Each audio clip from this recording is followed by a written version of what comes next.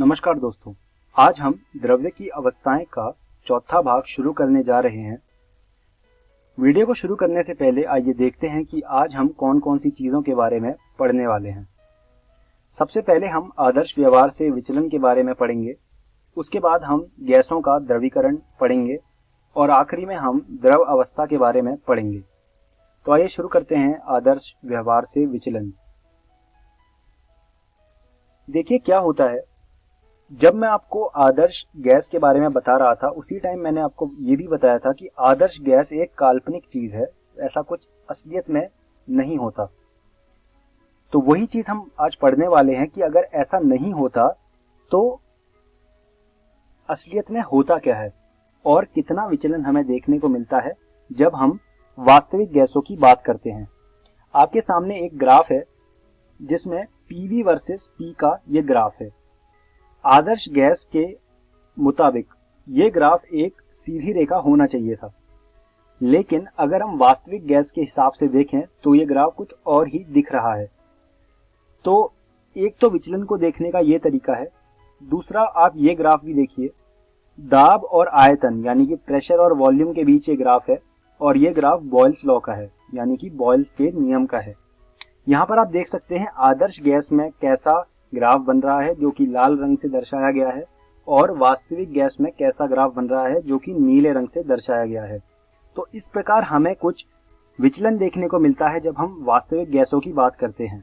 अगर हम बात करें अणुगति सिद्धांत की, तो अणुगति सिद्धांत की दो कल्पनाएं सही नहीं है। वो कौन सी दो कल्पनाएं हैं? पहली कल्पना ये कि गैस के अणुओं के मध्य कोई आकर्षण बल नहीं होता। आपने इस पार्ट के जो पहला वीडियो था उसमें आपने देखा था कि इतने सारे आकर्षण बल हैं। पढ़ने के बावजूद हमें यह बताया गया कि गैसों के अणुओं के मध्य कोई आकर्षण बल होता ही नहीं है, लेकिन यह सब हमें बताया गया था आदर्श गैस के लिए। लेकिन हम तो वास्तविक गैसों के बीच रहते हैं, तो वास्तविक गैसों के अणु के बीच आकर्षण बल होते हैं। दूसरी जो चीज थी जो हमें गलत बताई गई वो यह थी कि गैस के अणुओं का आयतन गैस द्वारा घेरे गए आयतन की तुलना में बहुत कम होता है, जो कि गलत चीज है। ऐसा नहीं है। ये आदर्श गैस के लिए हम कह सकते हैं कि ठीक है, लेकिन अगर हम वास्तविक गैसों की बात करें तो हर वास्तविक गैस का अपना कुछ आयतन होता है। तो ये कुछ गलतियां थी, ये कुछ कल्पनाएं थी जो कि गलत थी और इसके बारे में मैं आपको बता चुका हूं। अब इन दो कल्पनाओं को आप अपनी कॉपी में लिख लीजिए कि ये गलत है, या फिर जो आपने पहले कल्पनाएं लिखी थी साथ, उसी में आप मार्क कर दीजिए कि ये जो दो कल्पनाएं हैं ये गलत थी। अगर गैस के अणुओं के बीच कोई बल नहीं होता तो वह कभी द्रवीकृत नहीं हो सकते। द्रवीकरण में क्या होता है, जो गैस के अणु होते हैं उनको कंप्रेस किया जाता है, उनको दबाया जाता है और उनके बीच इंटरमॉलिक्यूलर बॉन्ड बनाने की कोशिश की जाती है। तो जब वो इंटरमॉलिक्यूलर बॉन्ड बन जाता है तो गैस है वो द्रव में बदल जाती है। लेकिन यहाँ पर हमें बताया गया था कि गैस के अणुओं के बीच कोई बल ही नहीं होता, तो ऐसा अगर होता तो उसको द्रवीकृत करना मुश्किल हो जाता या फिर कर ही नहीं पाते हम। वास्तविक गैस आदर्श व्यवहार से विचलन इसलिए दर्शाती है क्योंकि अणु आपस में अन्योन्य क्रिया करते हैं। इन दो चीजों को आप अपनी कॉपी में लिख लीजिए। अब हम आगे बढ़ते हैं और एक नई चीज के बारे में बात करते हैं। जो वास्तविक गैस का प्रेशर होता है वो आदर्श गैस के प्रेशर से कम होता है। क्यों ऐसा बोल रहा हूं मैं ऐसा इसलिए बोल रहा हूं क्योंकि जो अणु होते हैं वो प्रेशर कब लगाते हैं, जब वो पात्र की दीवार से टकराते हैं। अगर अणुओं के बीच में कोई भी बल नहीं होगा तो वो एक दूसरे से अलग अलग घूमेंगे और अलग अलग घूमेंगे तो वो ज्यादा दाब लगाएंगे। इसीलिए जो आदर्श गैस का दाब होता है वो वास्तविक गैस के दाब से ज्यादा होता है। लेकिन अब ज्यादा होता है तो हमें उसको बैलेंस करना पड़ेगा। तो उसको बैलेंस करने के लिए हम क्या करते हैं, एक संशोधित पद से P वास्तविक का एडिशन करते हैं। वो संशोधित पद है an²/v²। यहाँ पर a एक स्थिरांक है, थोड़ी देर में जानते हैं, इसका एक स्पेशल नाम है, उसको जानेंगे। अब होता क्या है, जो हमारी आइडियल गैस इक्वेशन या फिर जो हमारी आदर्श गैस समीकरण थी वो अब बदल गई। वो कुछ ऐसी बन गई, P + an²/v² * v - nb = nRT। यहाँ पर आपको सब कुछ सेम दिख रहा होगा, बस प्रेशर और वॉल्यूम में एक एडिशन हो गया है। उस एडिशन में दो टर्म्स यूज हुए हैं, ए और बी, जिसे हम वॉन डेर वाल स्थिरांक कहते हैं और इस समीकरण को वॉन डेर वाल समीकरण कहते हैं। आगे बात करते हैं, कम ताप पर भी अंतराणुक बल सार्थक हो जाते हैं क्योंकि अणु कम ऊर्जा से गमन करते हैं, जिससे ये अणु एक दूसरे से आकर्षण बल से बंधे होते हैं।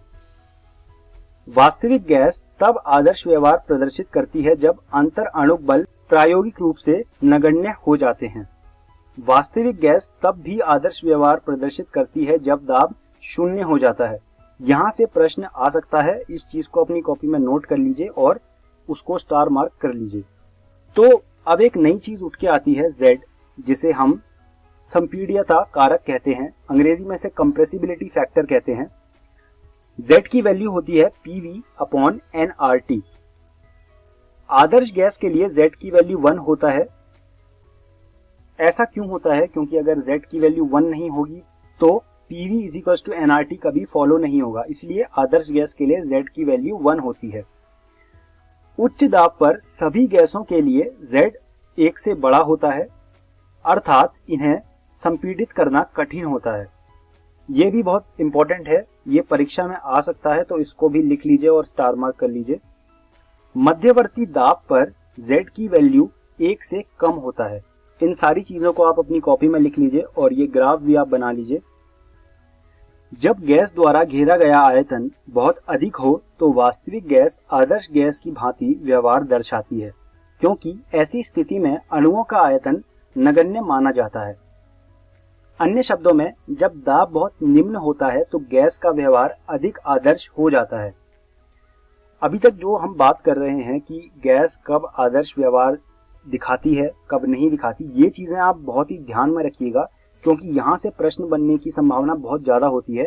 तो इसको आप हमेशा अपनी नोट्स कॉपी में लिखे रहना।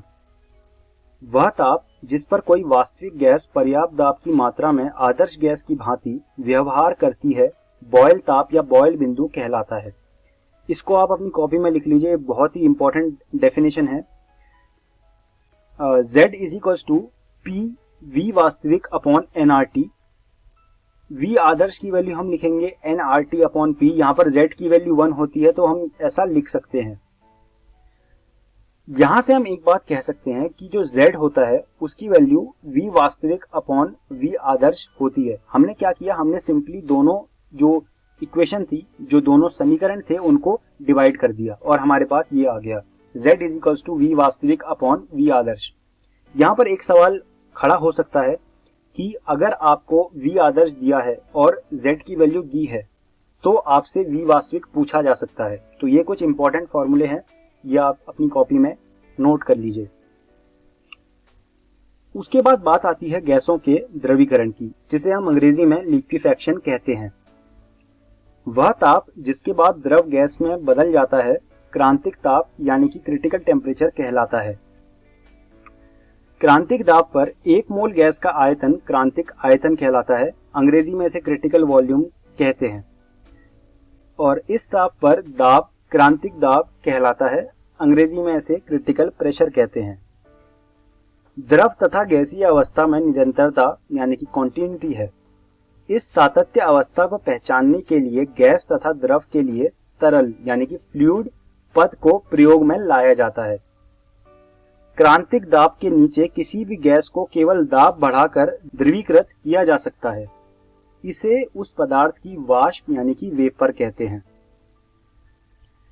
अब बात करेंगे द्रव अवस्था की यानी कि लिक्विड स्टेट। अभी तक हम गैसीय अवस्था की बात कर रहे थे, अब हम बात करेंगे द्रव अवस्था की।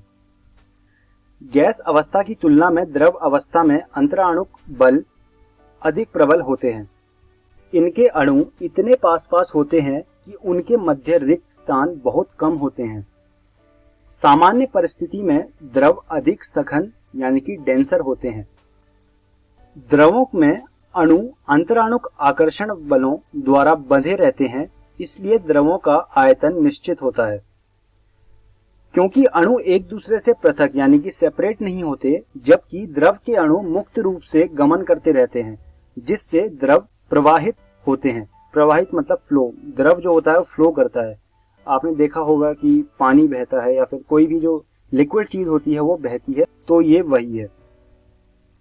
द्रव उसी पात्र की आकृति लेता है जिसमें वह डाला जाता है। आपने देखा होगा जो कोई भी आप लिक्विड उठा लीजिए, पानी उठा लीजिए, तो पानी को अगर आप बाल्टी में डालेंगे तो वो बाल्टी का जो आकार है उसको ले लेगा, बाल्टी का जो आकार है उसको ले लेगा, या फिर आप अगर किसी भी अन्य पात्र में डालेंगे तो वो उस पात्र का आकार ले लेगा। अब बात करते हैं वाष्प दाब की, जिसे अंग्रेजी में वेपर प्रेशर कहा जाता है। अगर आपने द्रव को बाल्टी में रखा हुआ है जो कि आधी भरी हुई है और उस बाल्टी को आपने ऊपर से ढक दिया, अब क्या होगा, जो पानी है वो धीरे धीरे वेपर में कन्वर्ट होता रहेगा, वाटर वेपर में वो कन्वर्ट होता रहेगा। अब होता क्या है, ये जो वाटर वेपर बनती है ये जो पात्र है उसके दीवारों पर प्रेशर लगाती है, दाब लगाती है। उसी दाब को वाष्प दाब कहा जाता है। जब द्रव को खुले पात्र में गर्म किया जाता है तब वह अपनी सतह से वाष्पीकृत होता है। जब द्रव का वाष्प दाब बाहर के दाब के समान हो जाता है तब पूरे द्रव का वाष्पीकरण होने लगता है तथा वाष्प अपने परिवेश से मुक्त रूप से प्रसारित होती है। संपूर्ण द्रव के मुक्त वाष्पीकरण की स्थिति को उबलना यानी कि बॉइलिंग कहते हैं। वह ताप जिस पर किसी द्रव का वाष्प दाब बाहर के दाब के समान हो जाता है, यह उस दाब पर द्रव का क्वथनांक यानी कि बॉइलिंग पॉइंट कहलाता है। उच्च उन्नतांश यानी कि अल्टीट्यूड पर वायुमंडलीय दाब कम होता है, अतः समुद्र तल की तुलना में द्रव उच्च उन्नतांश पर कम ताप पर उबलता है। अगर आप पहाड़ों में जाएंगे तो ये चीज देखेंगे कि पहाड़ों पर जल कम ताप पर उबलता है, क्योंकि वहां पर अल्टीट्यूड ज्यादा होता है, इस वजह से ये चीज होती है। अतः आपने देखा होगा कि भोजन को पकाने के लिए प्रेशर कुकर का इस्तेमाल किया जाता है, तो ये एक एप्लीकेशन है वेपर प्रेशर का और ये आ सकता है परीक्षा में, इसलिए आप इसको लिख लीजिए। अब बात करते हैं पृष्ठ तनाव की यानी कि सरफेस टेंशन की। देखिए सरफेस टेंशन क्या होता है, अगर आपने कभी मर्क्यूरी यानी कि जो आपका पारा होता है उसको आपने कभी देखा होगा तो एक सतह पर वो पूरा फैल नहीं जाता, वो क्या करता है एक स्फेरिकल शेप ले लेता है यानी कि एक गोलाकार शेप ले लेता है। और आपने एक और चीज देखी होगी कि कैपिलरी जो होती है, आपने लैब में देखा होगा, लैब में कैपिलरी में अगर आप उसको पानी के अंदर डुबाते हो तो उसमें एक कर्व शेप टाइप का आ जाता है। तो ये क्यों आता है, ये पृष्ठ तनाव यानी कि सरफेस टेंशन के कारण आता है। तो क्या होता है सरफेस टेंशन, द्रव अपनी सतह को न्यूनतम करने का प्रयास करता है। सतह के अणुओं पर नेट बल नीचे की ओर होता है और उनकी ऊर्जा पुंज में उपस्थित अणुओं की ऊर्जा से अधिक होती है। क्योंकि पुंज के अणुओं पर नेट बल नहीं हो, इसलिए द्रवों की प्रवृत्ति सतह पर कम अणु रखने की होती है। यदि पुंज में से अणु सतह पर आकर सतह को बढ़ाया जाए तो आकर्षण बलों को पार करना होगा, इसके लिए ऊर्जा व्यय होती है। किसी द्रव को सतह में एकांक वृद्धि के लिए आवश्यक ऊर्जा को पृष्ठीय ऊर्जा कहते हैं। सतह पर खींची गई एक रेखा को एकांक लंबाई पर लगने वाले लंबवत बल को पृष्ठ तनाव कहते हैं। तो ये सरफेस टेंशन यानी कि पृष्ठ तनाव की पूरी एक्सप्लेनेशन थी। आप इसको अच्छे से समझ लीजिए और अपनी कॉपी में सारे पॉइंट्स को नोट कर लीजिए और ये चित्र जो बने हैं इनको भी अपनी कॉपी में बना लीजिए। अब आगे हम बात करते हैं शयानता की। यह द्रवों का अभिलाक्षणिक गुण है। द्रव के प्रवाह की अवस्था में जब तरल की परतें एक दूसरे के ऊपर से गुजरती हैं तब उनके मध्य उत्पन्न घर्षण बल के माप को शयानता कहते हैं। ऐसे प्रवाह जिसमें एक परत दूसरी परत का वेग क्रमशः बढ़ता चला जाता है स्तरीय प्रवाह कहलाती है। इसे अंग्रेजी में लैमिनार फ्लो कहते हैं। अगर हम कहें कि जो फोर्स है वो डायरेक्टली प्रोपोर्शनल है या फिर समानुपाती है ए के, ए जो है वो संपर्क का क्षेत्रफल है और एफ जो है वो डायरेक्टली प्रोपोर्शनल है du by dz के। यहाँ du by dz वेग प्रवणता है, अर्थात दूरी के साथ वेग में परिवर्तन है। तो अब हम अगर इन दोनों चीजों को मिलाएंगे तो वो बन जाएगा F समानुपाती a dot du by dz। अगर हम इसमें एक समानुपाती स्थिरांक लगाएं जो कि मीटा है तो ये बन जाएगा F is equal to eta A D U by D Z. ये बहुत ज़रूरी फॉर्मूला है, ये बहुत ही महत्वपूर्ण फॉर्मूला है परीक्षा के उद्देश्य से, तो आप इसे अपनी कॉपी में लिख लीजिए। और ये जो छोटी सी डेरिवेशन टाइप है इसे भी अपनी कॉपी में लिख लीजिए और साथ में ये चित्र भी बना लीजिए। तो हम अब इस वीडियो के अंत में आ गए हैं। आइए जानते हैं कि आज की इस वीडियो में हमने क्या क्या सीखा। सबसे पहले हमने आदर्श व्यवहार से विचलन के बारे में पढ़ा, उसके बाद हमने गैसों का द्रवीकरण पढ़ा और आखिरी में हमने द्रव अवस्था के बारे में पढ़ा। मैं उम्मीद करता हूँ आपको मेरी पढ़ाई हुई सारी चीज़ें समझ आई होंगी और आपको ये सुझाव दूंगा कि आप रसायन विज्ञान की एनसीईआरटी से ये चीज़ें दोबारा से पढ़ लीजिएगा। धन्यवाद दोस्तों।